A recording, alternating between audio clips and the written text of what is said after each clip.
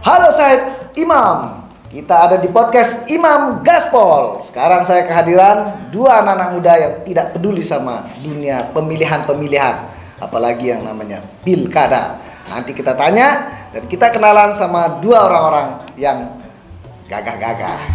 Gas, gas, gas, gaspol. Ada gas dapur kita ngepul. Gerak bersama Imam Sopi yang kota Mataram. Gerak bersama. Dua anak muda yang samping saya ini akan perkenalkan diri siapa dia Saib Gaspol. Kita kenalan sama anak-anak muda yang hebat ini. Kita mulai dari Om Rio. Oke, teman-teman, saya lalu Rio Febri Saputra. Biasa teman-teman manggil saya Rio. Saya adalah founder dari Nyala Creative Labs dan juga jursos.id. Om Bagus. Kalau saya Bang, saya Bagus Krisna Ditria, teman-teman bisa panggil saya Bagus. Saya pengelola dari Bimbel Guruku dan digital marketing namanya Angkasa. Itu aja sih dulu. Saib Gaspol sudah tahu sekarang orang-orang hebat. Kita akan tanya-tanya apa yang membuat dia tidak begitu peduli sama pilkada nih. Padahal yang satu bermain di dunia pendidikan, dunia digital, yang satu menjadi founder di bisnisnya. Dan kita akan dengar, boleh ya saya tanya-tanya habis ini ya? Boleh. Dan boleh tanya balik kepada saya. Siap. Oke. Oh iya, Om Imam nih mau nyalon. Nyalon saya di Kota Mataram. Nyalon untuk Kota Mataram. Nyalon rambut, nyalon motor. Nyalon kan Bukan, maksudnya nyalon kota. Oh, nyalon. Kota kan lagi banyak tuh balihonya itu saya lihat juga Om beberapa kali. Saya nyalon di Pilkada Kota Mataram. Tapi kita sekarang oke. hari ini saya juga mau tanya-tanya sekarang. Gus, kamu sendiri sekarang saat ini sudah punya pilihan belum? Kalau jujur sih belum ada karena lebih cenderung belum kenal semua. Termasuk juga sama Om. Ya. Rasanya kita baru sekali ketemu. Ya. 2 kali sih termasuk yang ini.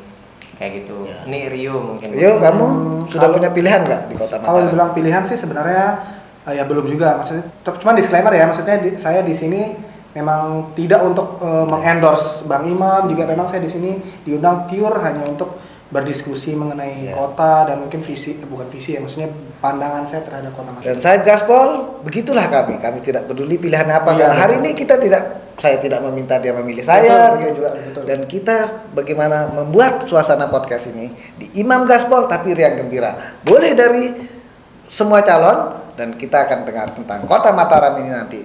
Banyak hal-hal yang menarik dari cara berpikir mereka, tidak ada kaitannya sama saya sedang mencalon atau mempengaruhi mereka menjadi Ya. orang-orang yang memilih saya, karena belum tentu sesungguhnya yang dipilih nanti pasti orang-orang yang punya karya dan bagaimana menarik kawan-kawan Betul. untuk memilih mereka. Betul.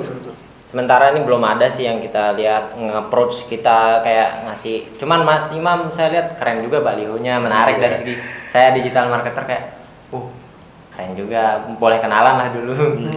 Hei, Anda gila ya, Gila dulu. Kurang ajar. Nanti calon lain juga begitu. Kurang ajar Anda Dan ini. bagus itu bisa membuat ya supaya, iya. supaya hal-hal positif dari masing-masing calon juga didengar oleh Ya.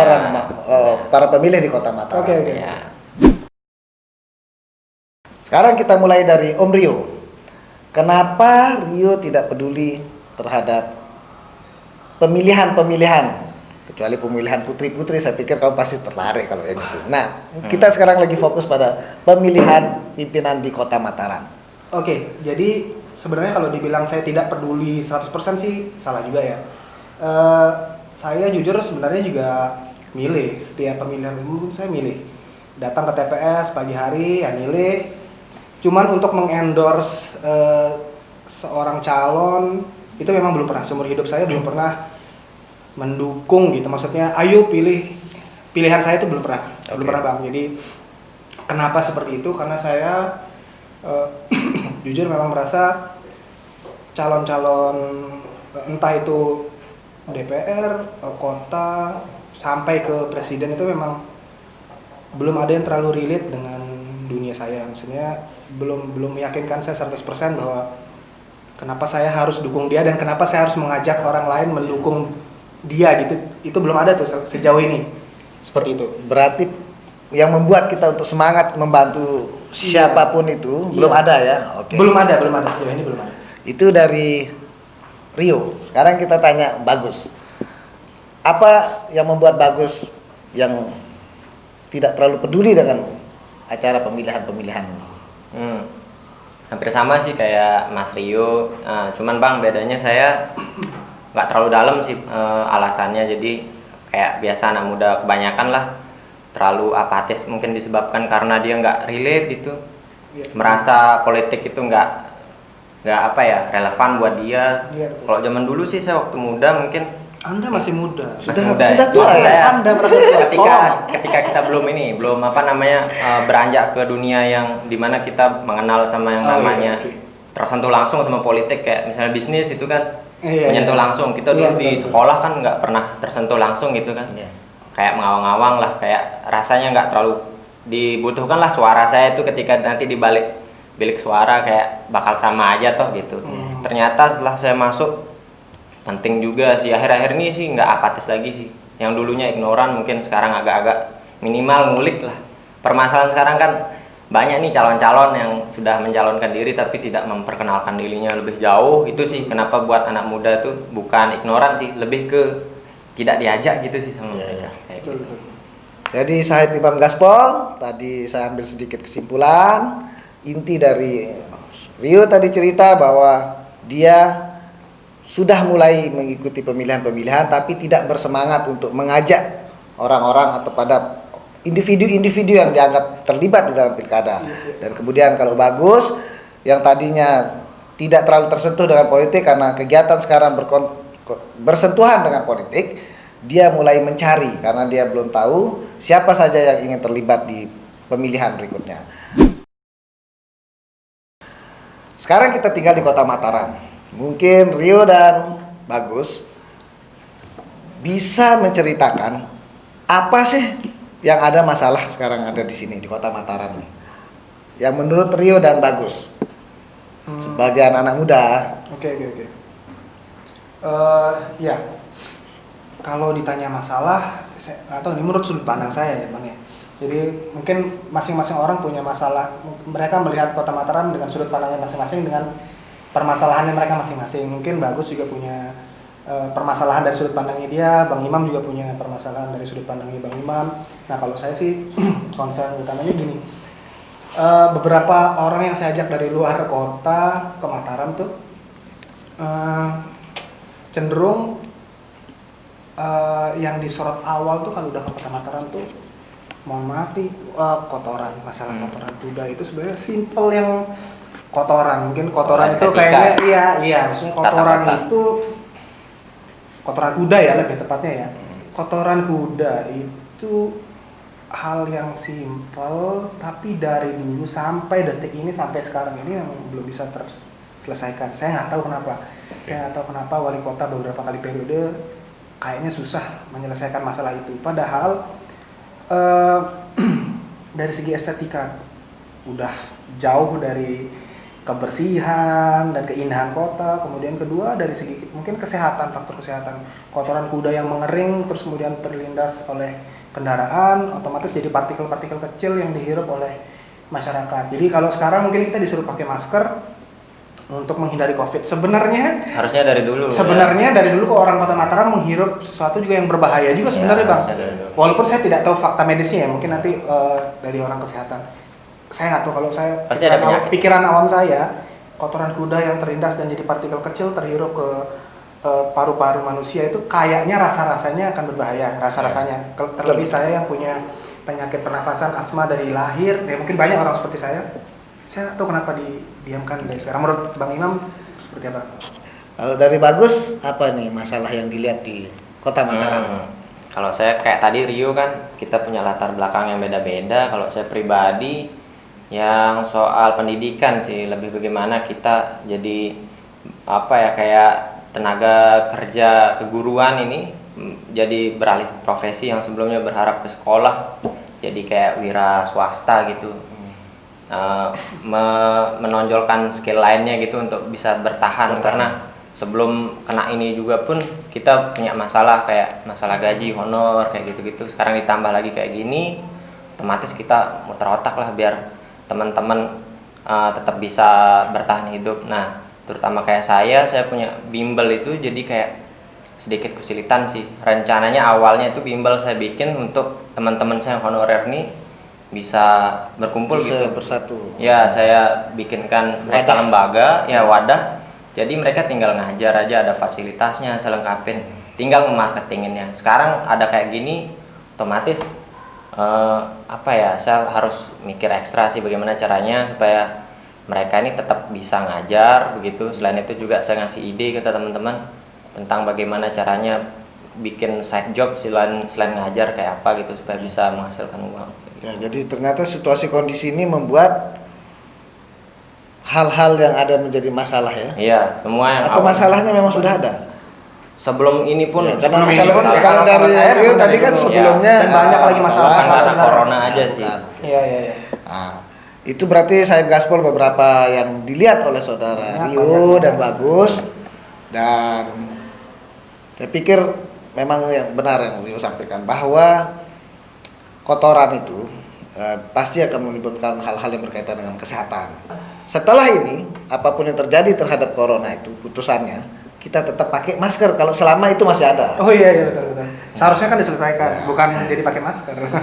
Kalau mengenai kaitannya sama pendidikan, saya pikir Kota Mataram jadi ibu kota provinsi ini memang sudah perlu hal-hal anak muda lakukan seperti mendorong bagaimana lulusan-lulusan yang tadinya di dunia pendidikan tidak bisa melanjutkan karena situasi dan kebutuhannya saat ini tidak terlalu terpakai untuk teman-teman yang berlatar belakang pendidikan, didorong untuk bagaimana dia bertahan, didorong untuk bagaimana dia bisa hidup di dalam suasana seperti ini.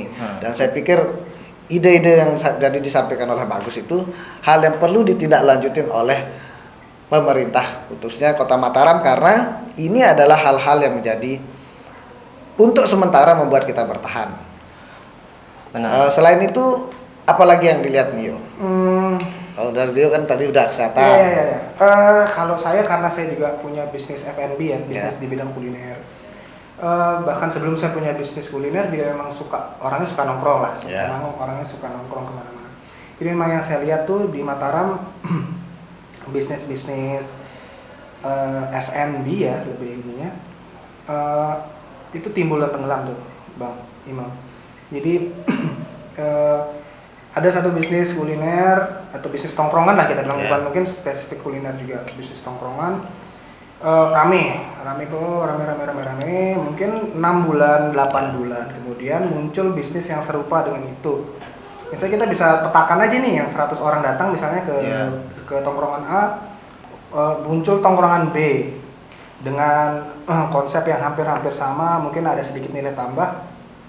Mungkin yang 100, 80-nya pindah ke sini nih. Ya, Ini sisa cuma 20%. Yang akhirnya membuat bisnis yang A ini udah nggak bisa survive, nggak bisa sustainable untuk jangka waktu yang panjang. Karena apa? Kalau menurut saya, pandangan awamnya masyarakat, mungkin memang sebenarnya marketnya, demand atau permintaan akan hal-hal seperti itu, daya belinya masyarakat Mataram ini mungkin memang sebenarnya orangnya itu aja. Menurut saya nih, pertumbuhan demandnya tidak sejalan dengan pertumbuhan supply. Jadi supply orang yang bikin tempat itu banyak, mungkin karena melihat ini rame banyak ya bertumbuhan, sedangkan pertumbuhan demandnya enggak mengikuti. Akhirnya ya itu tidak bisa sustain, tidak bisa jangka panjang gitu, nggak bisa jangka. Ini begitu juga B, muncul C, ini juga tinggal setengahnya, mungkin kurang dari setengah. Seperti itu terus dari dulu tuh. Life cycle usaha di Mataram tuh kayaknya lebih pendek daripada tidak. Dan mungkin ini menurut awam juga, saya kurang paham. Memang beberapa tahun yang lalu saya lihat justru kalau sekarang agak panjang tuh. Kalau yang beberapa waktu yang lalu tuh 3-4 bulan bertahannya.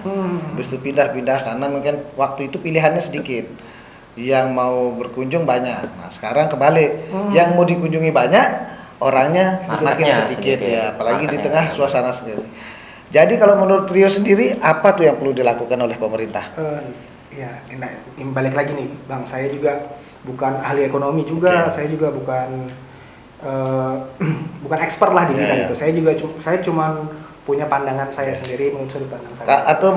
Atau mungkin pertanyaannya, kalau menurut Rio yang membuat orang membuka tempat baru selain dia melihat tetangganya rame, ada hal-hal lain mungkin menjadi pertimbangan akhirnya dia buat bisnis yang sama? Iya, karena latah aja. Karena latah. Sesimpel itu, sesimpel karena latah.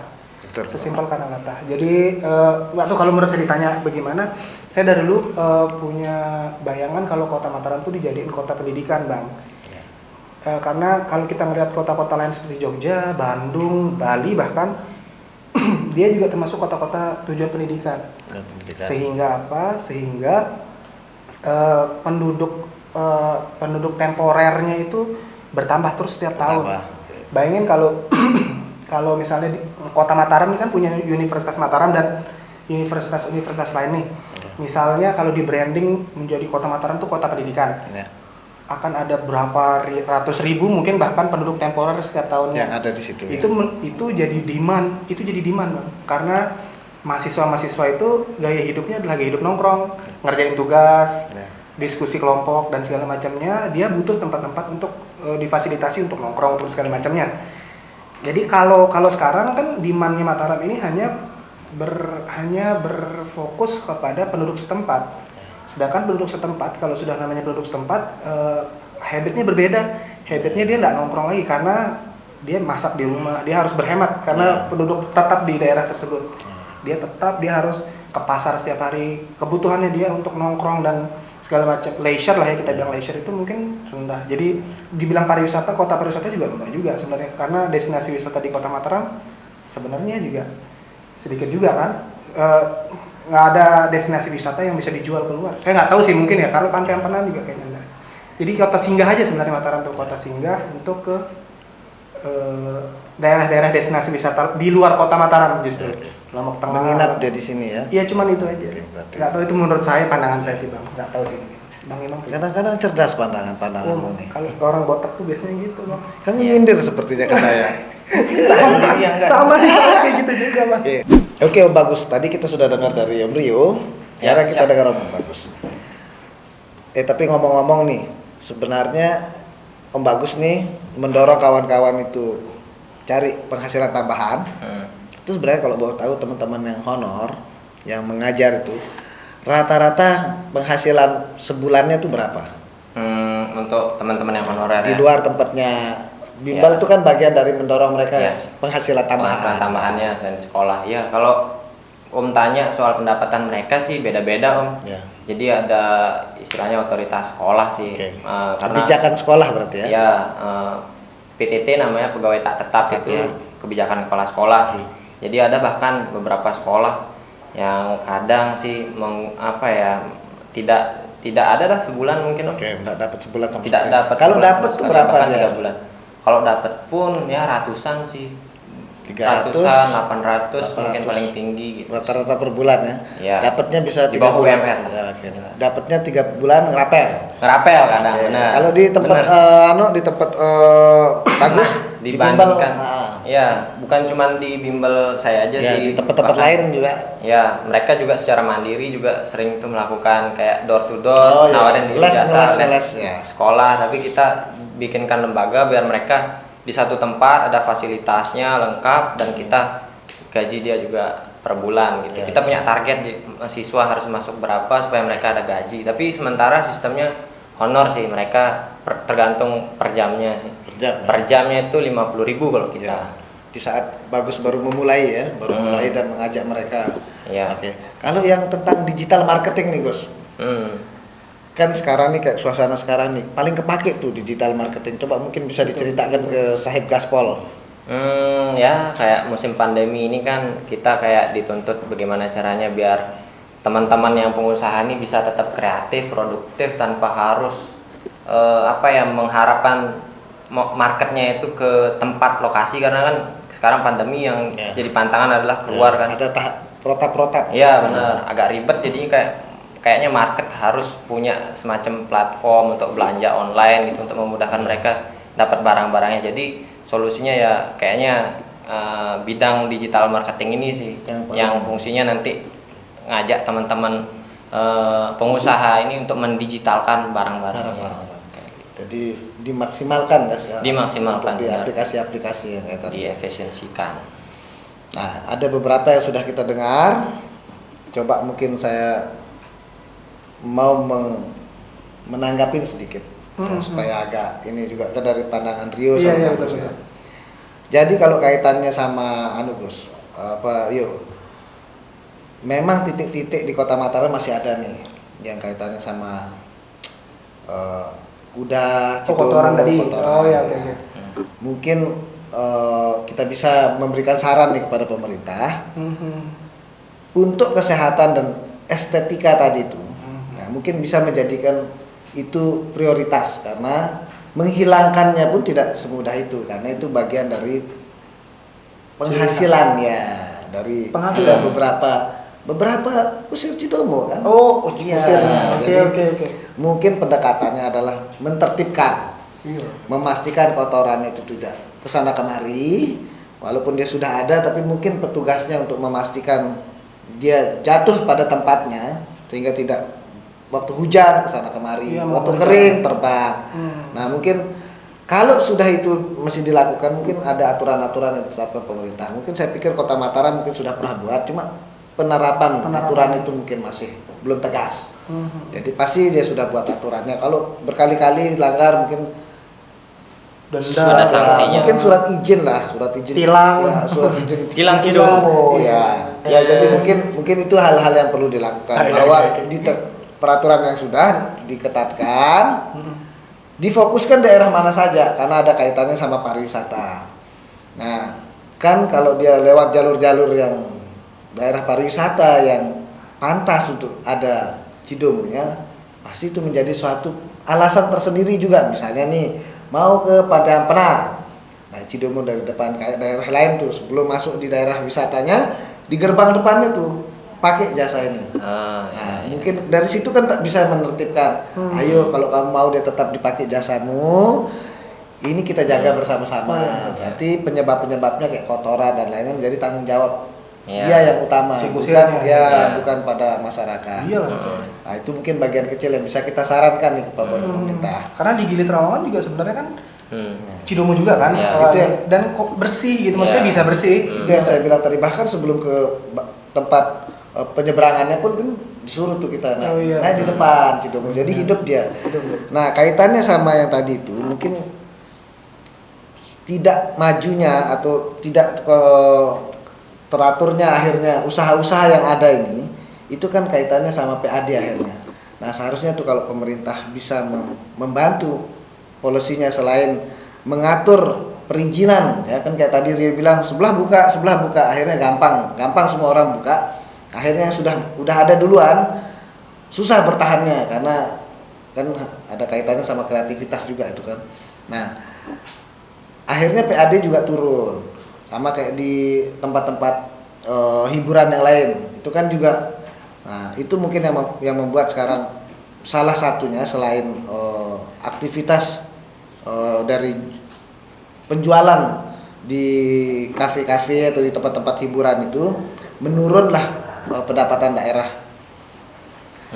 Nah, kalau yang dari Rio tadi dari Bagus mungkin benar yang sudah dilakukan bagus tuh, mungkin kita sekarang tinggal mendorong bagaimana pemerintah kita, ayo kita pikirkan kawan-kawan yang sedang honor ini. Kalau memang tidak ada budgetnya ya disampaikan saja Ya, daripada mereka diajak. diharapkan tapi akhirnya dia juga kan tidak maksimal bekerjanya. Benar. Sekuat-kuatnya kita ikhlas mungkin lama-lama juga susah juga kan ya. Tuntutan hidup juga kan jalan terus. Ya, karena kita tahu. Nah, mungkin kita bisa sarankan bahwa lapangan-lapangan pekerjaan buat para sarjana, Sarjana salah pendidikan satunya ya. sarjana pendidikan itu menjadi prioritas. Karena kita tahu padahal pendidikan dan kesehatan dua pilar utama yang harus menjadi pilihan. Benar. Nah, mungkin kita bisa kasih saran itu ke teman-teman yang ada di pemerintahan atau pemerintahan berikutnya. Nanti saya Gaspol, kita ingatkan siapa yang di sana. Kita ingatkan apa yang perlu kita bantu mereka. Karena ya. Terus apa? Kira-kira saya mau curhat dikit sih. Ah, Karena boleh. Saya menyampaikan Siapin tisu. Bukan. Mau nangis mungkin siapa tahu. saya Nanti pakai bukan- back sound yang sedih-sedih. Maksudnya saya kan bukan praktisi langsung Maaf, karena teman-teman. saya memang ini sih sarjana pendidikan. Rio tahu kan saya baru ya lulus di suatu perguruan tinggi ya Unram lah kalau Kenapa boleh suatu? sebut. Kalau boleh disebut Kan kayak aib tidak. gitu kan tidak. Kan tidak. Jadi saya lulusan Unram kayak sekarang kenapa pekerjaan saya malah nyaplir istilahnya kayak keluar jalur itu ya karena Sangat salah keluar. satunya sebabnya karena itu karena tidak ada apa ya kayak bukan saya bilang nggak ada harapan pasti ada lah apalagi besok bakal ada pemilihan wali kota kan nice. Bakal ada lah suatu perubahan saya harapinnya itu cuman kalau boleh curhat itu teman-teman yang sudah jadi praktisi itu ya kayak gitu ngeluh sama saya sekarang ada pandemi ya mereka ngeluhnya bukan lagi soal bagaimana ngajar ini biar mereka bisa diangkat atau apa tapi malah kayak gimana cara saya bikin bisnis sampingan gitu karena mereka itu kan selama ini belajarnya itu untuk ngajar kan bukan dididik untuk jadi wirausaha gitu jadi agak sulitan sekali mereka untuk bertahan di kayak gini musim pandemi kayak Ini yang salah, jangan-jangan salah ngambil jurusan ya Anda dulu. Nah, kita kalau saya sih kalau saya mungkin sih, tapi kalau teman-teman ini ada yang bercita-cita memang dari dulu jadi Pengajar. guru ya dan memang seharusnya prospek sih untuk jadi guru kan untuk yang guru dalam tanda kutip yang sudah diangkat. Nah, Iya. ketika menuju ke sananya itu kan proses menjadi honorernya ini yang mereka sangat Iya. Terseok-seok sekali. Dan bukaan untuk di tingkat mengajar bukaan menjadi pegawai guru tuh, ya kalau nggak salah juga sekarang dari era SBY sih mungkin ya, moratorium kayak kan, mungkin tidak ada. moratorium kayak tidak ada dulu tapi justru apa ya moratorium itu dipakai sama pihak sekolah untuk nyari honorer banyak-banyak itu kan sangat sayang lah mereka juga berharap dapat duit banyak gitu supaya juga saya nggak berharap sih mereka semua apa ya fokus di bimbel gitu di sampingan saya berharapnya mereka juga di sekolah itu jadi utama gitu bukan lagi di bimbel jadi utama kayak gitu sih karena terbalik ya, jadi sekarang side jobnya yang di bimbel yang malah diutamakan sama mereka jadi gitu. Oke, anak-anak muda hebat, tadi udah banyak kita dengar. Ada lagi nggak yang kita perlu dengar masalah-masalah di Kota Mataram ini? Oke bang. Kalau saya sebagai penggiat wirausaha ya, maksudnya saya juga pengen tahu sih sebenarnya bang master plan Kota Mataram karena kalau dibilang Mataram itu destinasi pariwisata juga sebenarnya menurut saya sih tidak ya karena saya belum tahu ada destinasi pariwisata yang benar-benar buat orang itu pengen ke Kota Mataram karena yang saya tahu Kota Mataram itu cuma sebagai kota transit untuk seperti yang saya bilang tadi kota transit untuk akhirnya ke destinasi-destinasi wisata di luar Kota Mataram. Oke. Nah jadi saya nggak tahu sebenarnya Kota Mataram ini mau dibawa kemana master plan atau mungkin Bang Imam punya gambaran mungkin seperti itu. Kalau yang tadi disampaikan Rio tuh sebenarnya belum dilakukan. Kalau seandainya dilakukan pasti hidup tuh yo. Maksudnya gimana Bang? Bahwa Mataram itu menjadi tempat transit kasarnya tempat bobok lah, tempat bobok saja di sini. Ya. Karena semua destinasi yang ada di NTB, di Lombok khususnya ini, kan gampang tuh dia datang. Iya. Kalau infrastrukturnya disiapkan dari jauh-jauh hari, pasti tuh ngumpulnya di sini. Mau ke Lombok Tengah Harakute sebentar, mau ke Wilayah Tinggi sebentar, mau ke Gili nggak perlu nginep juga bisa. Apabila kotanya menjadi kota yang benar membuat dia nyaman. Betul. Kalau saya sih mikir, kalau kita punya planning seperti itu, tentu kota Mataramnya dibuat nyaman dulu. Betul. Nyaman, pilihan-pilihan waktu istirahatnya juga ada. Misalnya kalau dia misalnya malamnya balik ya, makanannya yang dieksploitasi, Betul. yang diinformasikan kepada orang-orang yang datang ya jangan ayam taliwang aja. Sudah Iya. terkenal kan? Betul. Kan ada tempatmu pojokan putih. Oh iya. Ada tempatnya bagus di lingkar hampir luar kota. Itu masuk kota nggak sih? Dan Kota Mataram ya? Iya. Mataram. Dan yang paling penting adalah bagaimana dia jadikan Ampenan itu kota tua yang kalau misalnya nanti itu di pikiran saya nih itu satu yang tempat yang menjadi sentral. Itu kita kalau ke Eropa tuh tempatnya ke tempat-tempat gitu. Yang benar-benar destinasi wisata. Saya nih, Heritage gitu ya. Saya nih kebetulan pernah nih main ke Polandia. Enggak tuh saya cari yang tempat-tempat gitu tapi tempat-tempat tuanya di mana. Ya. Sebenarnya ada segmennya berarti yang mencari Iya, wisata kayak dan gitu. wisata-wisata itu itu membuat orang pasti menginapnya lebih lama. Oh iya betul. Karena satu dia tidak cari capek kan, Iya. tapi dia pergi cari belajar, menikmatin. Kan tidak Iya. mungkin kita hanya sesaat tuh. Apa yang terjadi? Tumbuhlah ekonomi, misalnya nih kayak di Ampenan mau difokusin tuh, tumbuh ekonominya secara drastis, arahnya pada akhirnya kesejahteraan rakyat terpenuhi. Kalau kita ngandalin misalnya kayak situasi saat ini yang terjadi, kan turun tuh drastis tingkat hunian hotel ya. Kita nih tahun ini kalau tidak salah dari target 415-an miliar untuk PAD-nya itu baru terpenuhi sekitar 170, kurang dari 50, jauh 40% lah. Nah, itu dalam keadaan kita cuma digoyang misalnya dengan gempa, dengan situasi Covid sekarang. Memang berlaku nasional bahkan internasional, tapi kan tentu hal-hal ini menjadi pertimbangan kita. Kita siapkan jauh-jauh hari. Kalau pondasi ekonomi dasar itu ada, kan tidak ngaruh juga sebenarnya. Tetap kita cari serabi, tetap kita cari kue lupis, Benar. tetap kita cari nasi kuning bungkusan. Iya. Dan nilainya kan tidak mahal juga, dari 6.000 sampai 10.000, ada 12.000, 18.000, tergantung pilihan kita mau menunya seperti apa. Ya. Tapi pinternya kawan-kawan muda ini, saat Covid ini akhirnya saya tahu tuh ada namanya nasi moi, nasi kucing, nasi apa yang dibuat oleh mereka, dikemas dan harganya juga ya samalah dengan harga yang sangat Terjangkau. ya, sangat terjangkau di tengah masing-masing orang juga sama-sama penghasilannya tidak terlalu banyak dalam situasi ini ya. Saya juga ngerasain nih kalau di dunia jasa, saya kan ya di lawyer ini memang orang-orang yang pakai jasa kita tuh tidak terlalu punya berani bayar seperti harga biasanya. Nah itu berarti yang dari Rio. Oke, berarti tak potong dikit ya Bang ya. Berarti kalau tadi kan kata kuncinya berarti menurut Bang Imam harus dibikin kota itu nyaman. Nah Ya. nyaman tanda kutip di sini sebenarnya kayak gimana Bang? Ya, kalau saya maksudnya sih nyaman tuh kan, Mm-mm. sorry lagi Bang. Mm-mm.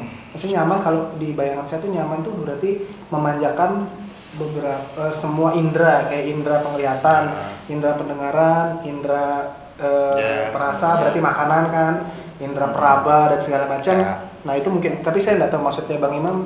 Kalau saya buat dia nyaman tuh gini, transportasinya lancar.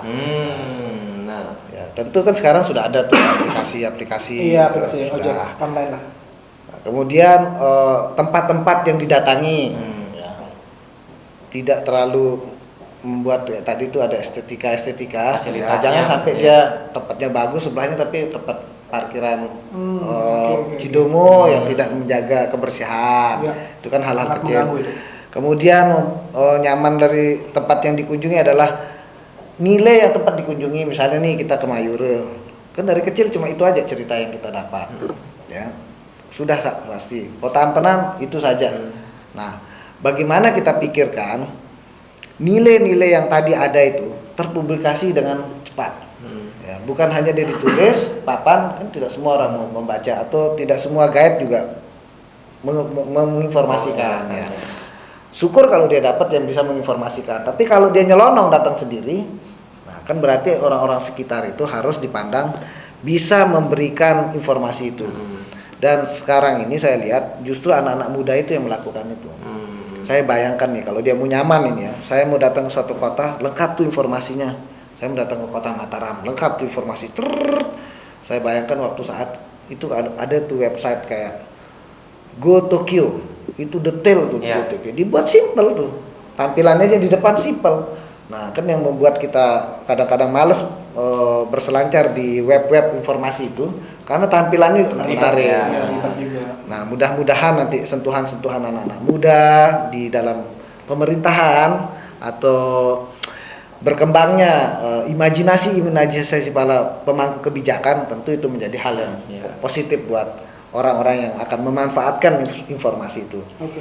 Dapat informasi dapat sekarang, cuma kan kaitannya bagaimana membuat informasi menarik. Informasi dari mana? Kalau sekarang tahunya dari Iya. Insight Lombok, Info Ah, Lombok, benar. Explore Lombok. Dan itu kan Justru anak-anak dari muda, informal iya. ya. Iya. Dari Ya. sektor informal semua itu. Padahal pemerintah juga menyediakan tempat yang seharusnya jadi tujuan edukasi gitu, Ya. justru tidak maksimal di edukasinya gitu. Dan- Informasi apa-apa. Dan di tempat disitulah itu pentingnya peran pemerintah tuh.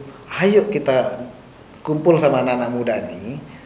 Boleh kalian tidak bersama kami dalam lingkaran pemerintahan, bantu kami beri. Tapi mereka memberikan kesempatan-kesempatan atau edukasi pelatihan-pelatihan yang dibutuhkan. Banyak anak muda yang mau mengikuti itu. Nah, itu saya pikir bagian kecil yang bisa dilakukan untuk kita ke depan. Iya betul. Nah, ini banyak sekali kita dengar tentang masalah-masalah dan ada sebagian saja yang solusi yang Baru solusi. sebagian itu, Bang. Ya, astaga.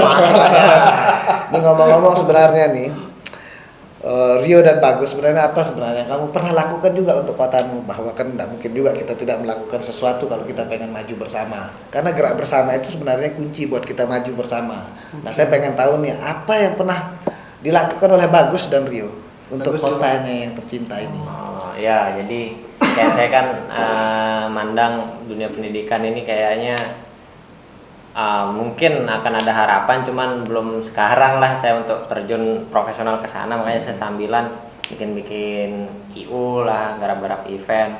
Nah, sama orang ini lah. Iya. Saya ketemu sama dia waktu tahun berapa yuk? 2014. Jadi cerita dikit berarti Bang ya. Boleh. Jadi iya, jadi awalnya sebenarnya saya tuh di 2012 bareng dengan teman-teman itu ada beberapa, karena saya basic awalnya sebenarnya bisnisnya di industri clothing, clothing lokal. Jadi ada saya dan beberapa teman, ada Prema, itu owner dari clothing RRTM, ada Oman, owner dari clothing anything, dan beberapa orang lain saya lupa. Itu kita menginisiasi sebuah event namanya Lokofest. Mungkin teman-teman viewers ada yang pernah tahu atau pernah datang ke event itu. Nah, itu di 2012 tuh. 2012 saya dan beberapa teman tuh menginisiasi event tersebut. Singkat cerita 2012, 2013 terlaksana, 2012 terlaksana, 2013 terlaksana, 2014 saya diserahkan sepenuhnya untuk mengelola Lokofest, Lombok Clothing Festival. Nah, akhirnya saya bentuk dream team saya sendiri. Salah satunya ini Bapak Jadi ingat orang main basket. Iya, ini. Jadi Itu asosiasinya. oh iya betul, maaf, saya salah nih. Iya, jadi saya salah satunya ini, ada juga saya sebutin aja satu-satu ya, biar maksudnya juga ini Iya. tribute ke teman-teman Bagi, juga. ya. Nah, di situ ada Emet yang sekarang jadi seniman mural, namanya Emeter. Terus kemudian ada ini Mas Bagus ini sekarang jadi digital marketing agency. Kemudian ada Sariri, dia salah satu vokalis band The Dare, band indie Lombok. Kemudian ada siapa lagi, Wisnu, dia owner dari clothing besar juga tuh, namanya Lucky Light Candy. Terus kemudian Suane, namanya Suane itu adalah sekarang tuh dia apa, bagian promosinya AHM ya, Astra Honda Motor. Terus kemudian ada Mas Guna, sekarang balik ke Tangerang. Nggak apa-apa kita sebut brand-brand. Nggak ya, apa-apa, salah ya. salah. Dan ini kan kita tidak ada bahas. Iya, iya. Ini kan kita bagaimana anak-anak muda hebat itu. Betul. Saya Gaspol bisa belajar banyak. Iya benar. Terus kemudian ada Mas Damaris, dia balik ke Cianjur sekarang ya. Siapa lagi? Imam. Nah, Mas Imam ini sebuah entitas yang sebuah entitas yang kadang muncul, kadang tidak. Dia sekarang kerja di salah satu brand rokok lah, di brand rokok Jarum. Terus siapa lagi? Saya lupa. Salah satu brand apa ya? Siapa lagi? ya? Itulah kayaknya ya. Iya, itu aja. Iya, itu. Kalau Oh, Mas Mas yang Gun. ini masih ada. Udah tadi udah. Gun ya. Oke, Sudah nah, balik ke Tangerang kan? Iya, Sudah balik. itulah. Terus ya akhirnya kita buat sebuah event besar namanya Lokofest. Jadi Lokofest itu Panjangannya? Lombok Clothing Festival. Lombok Clothing Festival itu Bayu udah disebut tadi ya. iya Bayu. Bayu. Clothingnya namanya Uncle Jin. Nah, terus Baju yang saya pakai. kemudian Lokofest itu menjelma jadi sebuah event besar yang perputaran uangnya sebenarnya tinggi sekali di sana Bang, dan menyerap banyak sekali tenaga kerja. Jadi turunannya itu banyak tuh, nggak cuman clothing. Mungkin kalau clothing Bukan kita tidak hanya yang hadir di event ya. iya, jadi clothing itu kalau kita bilang clothing sebenarnya turunannya banyak Bang yang terbantu dari industri itu.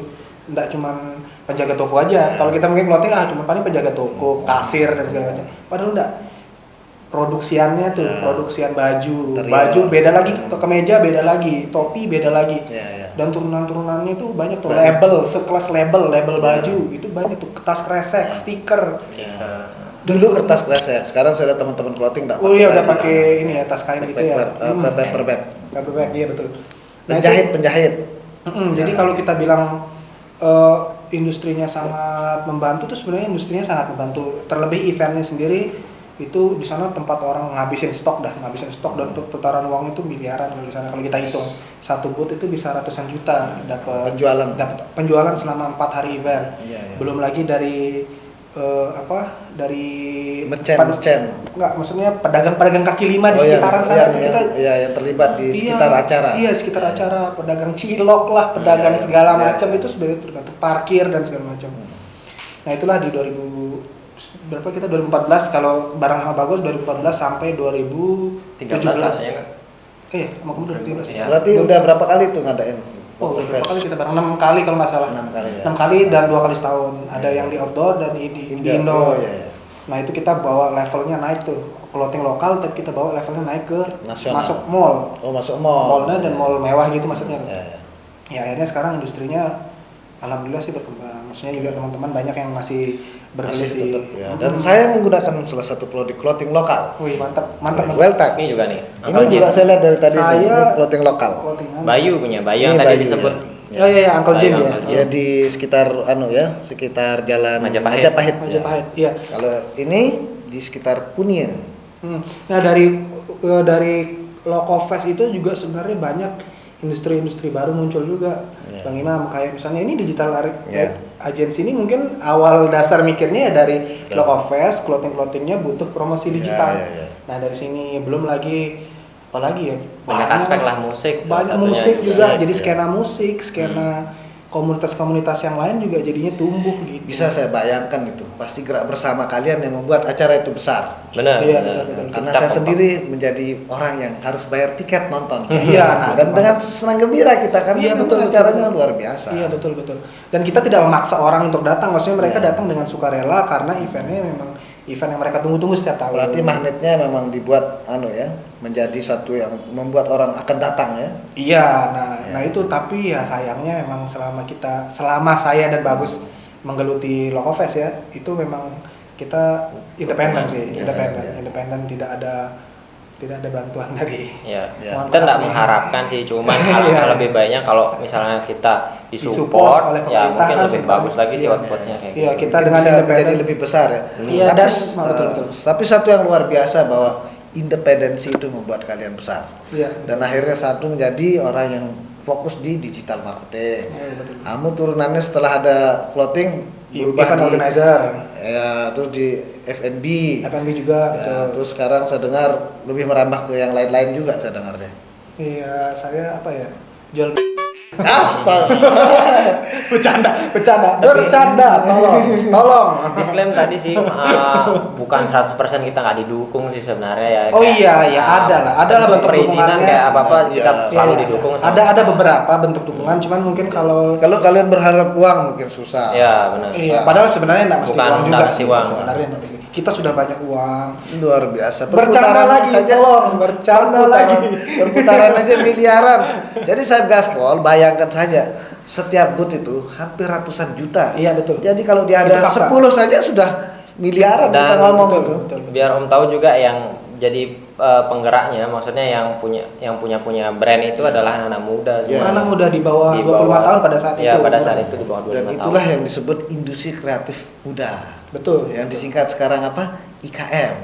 KM ya, tahu saya. Saya baru tahu juga. Justru generasi tua yang lebih tahu nama komunitas anak mudanya. Ya karena kita yang tua-tua nih sekarang lagi senang menjadi penikmat. Oh, iya, siap. Memerhatikan. Jadi yang membuat saya senang mendengar baru pembicaraan kita ini adalah gerak bersama anak-anak muda nih menghasilkan sesuatu yang besar dan terus menerus berkelanjutan. Artinya tidak stuck dia kan. Saat usianya menjadi lebih dewasa juga hal-hal besar dia lakukan. Iya, iya, Dan betul. semoga kita menjadi bagian kecil dari anak-anak muda tersebut untuk gerak bersama menjadikan hal-hal besar khususnya di Kota Mataram ini. Iya. Oke. Ya, boleh dicontoh lah kita walaupun independen, walaupun tidak dalam circle-nya pemerintah tetap bisa sama-sama Buat karya lah. Ya, Iya. membangun lah dalam ini kita sih. Dengan yang kita bisa. Yang kita bisa. Dan semoga yang ini bisa didengar oleh kawan-kawan yang sedang berada dalam lingkaran birokrasi dan anak-anak muda hanya perlu mendapatkan teman-teman bicara, dukungan moral dan mereka bisa tahu dengan caranya bagaimana membantu memajukan Kota Mataram. Betul. Dan saya Gaspol, banyak hal-hal bagus yang kita bisa dengar hari ini.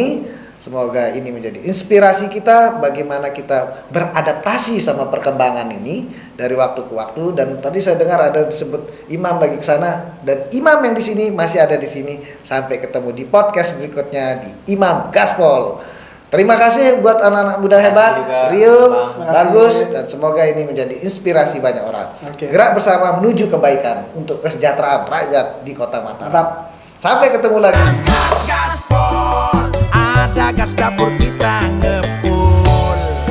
Gerah bersama Imam Sopi yang kota